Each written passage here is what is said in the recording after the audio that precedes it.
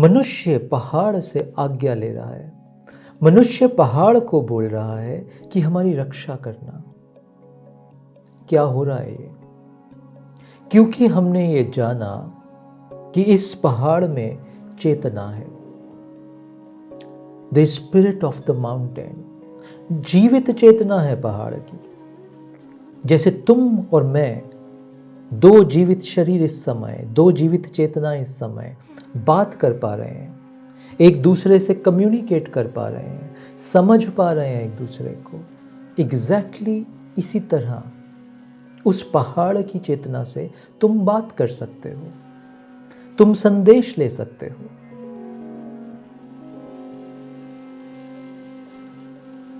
गुरुदेव, हमारा अगला प्रश्न अभिनीश जी नूरपुर से पूछ रहे हैं। इनका प्रश्न है, गुरुजी कोटि कोटि नमन। आपके प्रवचनों से मेरे अनेक संशय दूर हुए हैं। बस एक प्रश्न इस प्रकार है कि कुलदेवी और कुलदेवता का क्या महत्व होता है और हमारे जीवन में उनकी क्या भूमिका है, प्रभाव और कृपा रहती है। धन्यवाद। नूरपुर से प्रश्न है ये। हिमाचल में एक ये स्थान है नूरपुर। कुल देवी या कुल देवता क्या है, क्या महत्व है उनका, हमारे जीवन में क्या प्रभाव है उनका।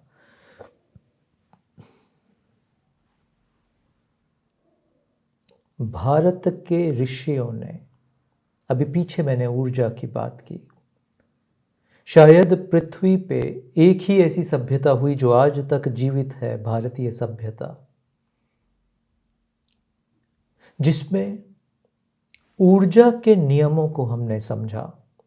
हमारा फोकस, हमारी दौड़ सिर्फ भौतिक जीवन की नहीं थी कि भौतिक जीवन की समृद्धि हो जाए, सहूलियत हो जाए, जिसको तुम कंफर्ट बोलते हो। हमारी खोज उस भौतिक जीवन या सिर्फ कंफर्ट की नहीं थी। कंफर्ट भी था, बट दौड़ कंफर्ट के प्रति नहीं थी। हमारा सारा ध्यान ऊर्जा और चेतना के नियमों को समझने का था। उसी ऊर्जा और चेतना के नियमों पे ये सभ्यता आज तक टिकी है। विश्व की सारी पुरानी सभ्यताएं खत्म हो चुकी हैं। भारतीय सभ्यता एक सबसे पुरानी सभ्यता जो निरंतर आज तक चली आ रही है। किसी एक रिसर्च के अनुसार 18,000 साल की सभ्यता का प्रमाण मिल चुका है। उससे कितनी पुरानी है ये living civilization, we do not know. आधार क्या है इस सभ्यता का? इस सभ्यता का सभी उतार चढ़ावों के बावजूद, इतनी पॉपुलेशन के बावजूद, इतनी विविधता के बावजूद, ये सभ्यता आज तक टिकी कैसे है? आधार क्या है इस सभ्यता का? मूल क्या है? ऊर्जा और चेतना के नियम, ये मूल है इस सभ्यता का। हमने इस बात को जाना कि हर पदार्थ में चेतना है। अब मॉडर्न क्वांटम फिजिक्स भी इस बारे में कुछ बात करना शुरू कर दी है कि कुछ तो है। जैसे वो तुम एटम देखते हो ना साइंस में, एटम के भीतर 3 चीजें हैं, इलेक्ट्रॉन, प्रोटॉन, न्यूट्रॉन। ये क्या ऊर्जा है जो इन तीनों इलेक्ट्रॉन, प्रोटॉन, न्यूट्रॉन को जोड़े रखे है? या गतिमान कौन कर रहा है? कोई एक अदृश्य ऊर्जा इस इलेक्ट्रॉन के अंदर भी है जो इसको गति देती है। चेतना का कुछ सूत्र अभी बायोलॉजी में, न्यूरोसाइंस में बड़ी रिसर्च हो रही है और वैज्ञानिक ये प्रूव करते जा रहे हैं कि तुम्हारा इंटेलिजेंस सिर्फ तुम्हारी इस खोपड़ी में नहीं है, तुम्हारे एक एक सेल में इंटेलिजेंस है। एक एक सेल तुम्हारे शरीर का, और तुम्हारे शरीर में ट्रिलियंस ऑफ सेल्स हैं। एक एक सेल के भीतर इंटेलिजेंस है, जिसको जिसको वैज्ञानिक इंटेलिजेंस बोल रहे हैं, उसे मैं इंटेलिजेंस के साथ चेतना बोल रहा हूं। एक एक कण के अंदर चेतना है। चेतना का विस्तार कितना है हर कण के अंदर, वो एक अलग बात। मानव के अंदर चेतना का विस्तार बहुत है। पदार्थ में चेतना है बट उसका विस्तार इतना नहीं है, मगर चेतना है। इस प्रिंसिपल के ऊपर जब ये प्रिंसिपल चेतना का हमें समझ में आया, जो क्वांटम फिजिक्स अब समझने का प्रयास कर रही है, तो हमें एक बात और समझ में आ गई कि सिर्फ इस पृथ्वी पे तुम ही जीवित नहीं हो, सिर्फ पशु जीवित नहीं है, पेड़ों की एक अलग चेतना है, उस पहाड़ की एक अलग चेतना है जिसको अंग्रेजी में तुम बोलते हो spirit of the mountain, spirit of the river. एक नदी में अपनी पूरी एक चेतना है, वो जीवित एंटिटी है, वो सिर्फ पदार्थ नहीं बह रहा, वो एक जीवित एंटिटी है। तुम हिमाचल से हो, तुमने ये नूरपुर से प्रश्न पूछा। तुमने देखा होगा शुरू में जब मैं साधना के दिनों में पहाड़ों में गया तो मैंने एक बड़ा अद्भुत देखा। एक वो ट्रैकिंग पे जाते हैं पहाड़ों में, बट हिमाचल में, और ये पूरा भारत का जो हिमालयन बेल्ट है, मैंने हिमाचल और उत्तरांचल में, उत्तराखंड में ये देखा, किसी भी पहाड़ पे चढ़ने से पहले वो जो ग्रुप होगा या जो ग्रुप का लीडर है जो ट्रैकिंग पे लेके जा रहा है, वो एक रिचुअल करता था, आज भी करता है। वो मानो पहाड़ से आज्ञा ले रहा है, परमिशन ले रहा है कि ये मैं अपने ग्रुप के साथ तुम्हारे शिखर पे आ रहा हूं, एक आज्ञा दो, दूसरा रक्षा करना, इस यात्रा को सुखद बनाना। इमेजिन, मनुष्य पहाड़ से आज्ञा ले रहा है, मनुष्य पहाड़ को बोल रहा है कि हमारी रक्षा करना। क्या हो रहा है ये? क्योंकि हमने ये जाना कि इस पहाड़ में चेतना है, the spirit of the mountain, जीवित चेतना है पहाड़ की। जैसे तुम और मैं, दो जीवित शरीर इस समय, दो जीवित चेतना इस समय बात कर पा रहे हैं, एक दूसरे से कम्युनिकेट कर पा रहे हैं, समझ पा रहे हैं एक दूसरे को, एग्जैक्टली इसी तरह उस पहाड़ की चेतना से तुम बात कर सकते हो, तुम संदेश ले सकते हो। अभी पीछे इस बार के मॉनसून में बड़ा संकट रहा पहाड़ों पे, बहुत लोगों की जानें गईं, बहुत फ्लड्स आए, बादल फटे, बहुत कुछ हुआ। एक मित्र हैं हमारे जो विशेषज्ञ हैं पहाड़ों नदियों की ऊर्जा में, तो उनका फोन आया मुझे, बोले गुरुदेव कुछ तो हो रहा है। मैंने बोला हाँ कुछ हो रहा है। मैंने बोला तुम क्या बोल रहे हो, किस विषय में तुम बोल रहे हो? बोले spirit of the mountains are very angry right now, पहाड़ों की चेतना बहुत गुस्से में है इस समय। मैं जानता हूं कि वो विशेषज्ञ हैं इस फील्ड में। मैंने बोला कैसे बोल सकते हो तुम ये बात, क्या आधार है?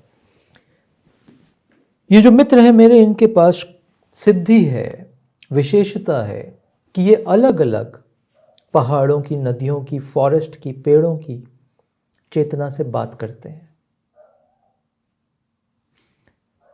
बोले पिछली रात मैंने कम्युनिकेशन एस्टैब्लिश किया स्पिरिट ऑफ द माउंटेन से, और चेतना ने, पहाड़ों की, मुझे बोला ABCD, ये 4 विषय जिस वजह से हम गुस्से में हैं, और ये जो तुम देख रहे हो प्रकृति में होता हुआ, ये हमारा एंगर है मनुष्य के प्रति, तुम्हारी इनसेंसिटिविटी के प्रति, तुम्हारी लालच के प्रति।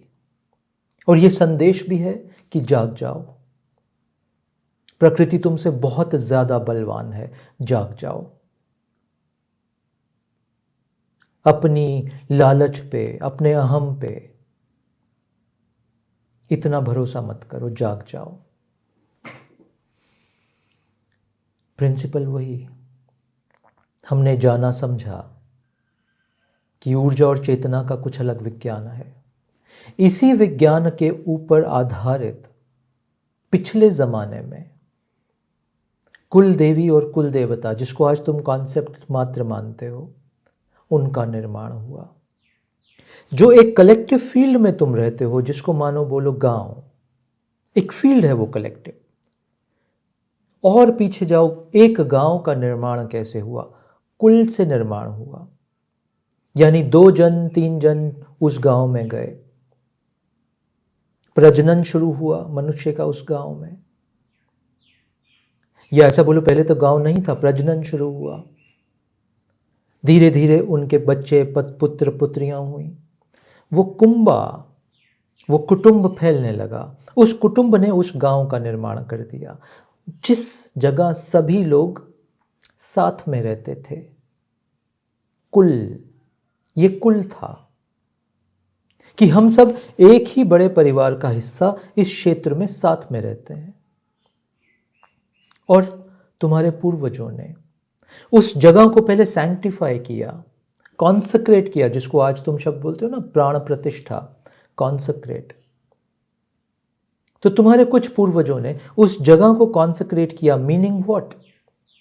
उस जगह की ऊर्जा और चेतना को समझा, बात की, परमिशन मांगी, प्रोटेक्शन मांगी कि ये स्थान है, भूमि है, पृथ्वी तुम्हारा है। वो पहाड़, वो नदी, वो पेड़, वो वृक्ष, वो जंगल, ये स्थान तुम्हारा है। आज्ञा दो हमें कि हम भी यहां तुम्हारे साथ बस सकें, सहवास कर सकें, को एग्जिस्ट कर सकें। कुछ चिन्ह थे उनके पास, कुछ सिंबल्स थे उनके पास, जिनसे उस चेतना के मैसेज को रिसीव किया जाता था, जिसके आधार पे यंत्र बनते थे। यंत्र सुना होगा तुमने, जो ऊर्जा को समेटता है अपने अंदर। कुछ यंत्र थे इन पूर्वजों के पास, जिन यंत्रों के आधार पे ये कम्युनिकेशन सेट किया जाता था। और जब परमिशन और प्रोटेक्शन मिल जाती थी, वहां पे ये कुंभ बनने लगता था या बसने लगता था। अब हर व्यक्ति तो उस ऊर्जा से नहीं बात कर सकता, उतनी चेतना का विस्तार नहीं है, उतनी कैपेबिलिटी नहीं है। तो उसका एक स्वरूप गढ़ा गया, एक कुल देवी या एक कुल देव का एक फॉर्म, एक स्वरूप गढ़ा गया। तो तुम्हारे सभी पूर्वजों की कलेक्टिव कॉन्शियसनेस या कलेक्टिव मेमोरी वहां स्टोर्ड है। सभी पूर्वजों की, जिन्होंने आज तक उस कुल देवी या उस कुल देवता को पूजा है, उनकी कलेक्टिव मेमोरी वहां स्टोर्ड है। और फिर यह प्रचलन बना कि उस एक फॉर्म का हम पूजा करने लगेंगे, क्योंकि उस चेतना ने, उस स्थान की चेतना ने तुम्हारे पूर्वजों को अलाउ किया था कि यहां तुम बस सकते हो। दूसरा बोला था कि हम तुम्हारी रक्षा करेंगे, क्योंकि ओरिजिनली स्थान हमारा है। We are the governing deities of this place. ये बहुत शक्तिशाली कॉन्सेप्ट है, और ये सिर्फ कॉन्सेप्ट नहीं, ये लिविंग रियलिटी है। अभी पीछे एक बहुत फेमस फिल्म बनी साउथ इंडिया में इसके ऊपर, कांतारा। अगर नहीं देखी तो जरूर देखना वो फिल्म कांतारा। वो ये जो जीवित प्रोसेस है, इसी के ऊपर वो उन्होंने फिल्म बनाई है। और अभी पिछले हफ्ते बेंगलोर में था, कुछ मित्र आए वहां मिलने, तो उन्होंने बताया कि कूर्ग के पास ये जगह है जहां कांतारा वाला फिल्म को शूट किया, और वहां बहुत जीवित मंदिर हैं जहां इन कुल देवियों और कुल देवताओं का निवास है आज भी।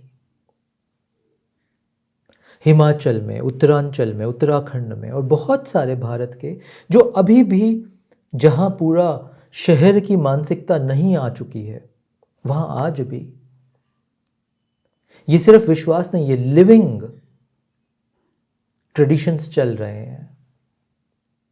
तो कुल देवता, कुल देवी रियल लिविंग एंटिटीज हैं। तुम उनको देख नहीं सकते, क्योंकि वो चेतना और ऊर्जा के तल, जिस तल पे तुम्हारा पंच भौतिक शरीर है वो स्थल के बियॉन्ड एग्जिस्ट करते हैं, इसलिए तुम उनको देख नहीं सकते, अपनी इंद्रियों से उनको समझ छू नहीं सकते, बट प्रिंसिपल चेतना और ऊर्जा का वही काम कर रहा है। और जिस दिन तुम इस बात को अपने हृदय में बसा के उनसे कनेक्ट एस्टैब्लिश करोगे, उस दिन कम्युनिकेशन एस्टैब्लिश हो जाएगा। उस दिन ऋषियों की तरह, तुम्हारे पूर्वजों की तरह तुम भी अपने कुल देवी कुल देवताओं से बात कर पाओगे। ये लिविंग प्रोसेसेस हैं। आज नहीं कल मेरा मानना है कि भौतिक विज्ञान इसको सिद्ध कर देगा। इसके कुछ करीब तो आने लग चुका है क्वांटम फिजिक्स। आगे आने वाले समय में इन प्रिंसिपल्स को सिद्ध किया जाएगा। कुछ मित्र हैं हमारे अमेरिका में जो इन्हीं विषयों के ऊपर साइंटिफिक रिसर्च कर रहे हैं कि किस तरह एथरिक फील्ड को सिद्ध किया जाए, कि एथरिक फील्ड में बहुत चेतनाएं और ऊर्जाएं हैं, उनको कैसे हम प्रूव कर सकते हैं। बड़े यंत्रों पे इस पे काम हो रहा है। तो आम तौर पर हम सब लोग तो अपने बस भरण पोषण में ही व्यस्त हैं। चेतना का, ऊर्जा का क्या प्रिंसिपल है, कैसे काम करता है, जो तुम्हारे जीवन का आधार है, बस कुछ ही लोग इस विषयों को पकड़ने का प्रयास, समझने का प्रयास, जानने का प्रयास, अनुभव करने का प्रयास कर रहे हैं। यही वो लोग हैं जो मानव की चेतना को एक्सपैंड करते हैं, इवॉल्व करते हैं, एलिवेट करते हैं। आज पृथ्वी पे इस विज्ञान की बहुत आवश्यकता है, क्योंकि भौतिक जगत का विज्ञान तो बहुत हो गया, उसकी एक सीमा है। भौतिक जगत का विज्ञान अपनी सीमा पे पहुंच के स्वयं को नष्ट करने लगता है, डिस्ट्रक्टिव बन जाता है। तो this is the moment on earth जब चेतना और ऊर्जा के विज्ञान में प्रवेश करने की आवश्यकता है। और ये आध्यात्म का विषय भी है। पूरा आध्यात्म, जिसको हम गोइंग विद इन बोलते हैं, भीतर प्रवेश करना बोलते हैं, ये उसी का विषय है। तो एक समय ऐसा था, एक समय ऐसा होगा, आज भी एग्जिस्ट करता है वो समय, जब स्पिरिचुअल साइंस और फिजिकल साइंस दो भिन्न साइंसेस नहीं थी। जिसको तुम स्पिरिचुअल साइंस बोलते हो, चक्रास एंड योगिक प्रोसेसेस, और जिसको तुम भौतिक विज्ञान बोलते हो, they part of the same element, they part of the same thing. बस हमने उसको काट के रखा हुआ है। जिस दिन उनको जोड़ देंगे वापस, पृथ्वी पे मानवता का विस्तार किसी और डायमेंशन में शुरू हो जाएगा। आशा करता हूँ ये चंद बातें तुम्हारे भीतर कुल देवता, कुल देवी के प्रति निष्ठा, विश्वास, श्रद्धा को जन्म देंगी। धन्यवाद।